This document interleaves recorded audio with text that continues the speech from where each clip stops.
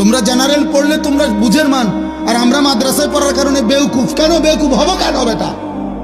আরে বলো না, যুক্তি দাও ভাই, কি কারণে বেকুব হব আমি? বাংলা না পড়লে বোকা হয়, পদার্থবিজ্ঞান না পড়লে বোকা হয়, জীববিজ্ঞান না পড়লে বোকা হয়, রসায়ন বিজ্ঞান না পড়লে বোকা হয়, তো আল্লাহর কোরআন না জানলে কি হয় বেটা? রাসূলুল্লাহ সাল্লাল্লাহু আলাইহি সাল্লামের একটা সুন্নাহ যদি কেউ বলতে না পারে তো তুমি কি তাইলে? আমি যদি পদার্থ আর জীববিজ্ঞান না পড়ার কারণে আমরা হুজুর যদি বেকুব হই তো তুমি কি তা? তুমি মালিকের কোরআন জি পড়তে পারো না? তুমি যার জিব্বা তার কালাম দিয়ে পড়তে পারো না?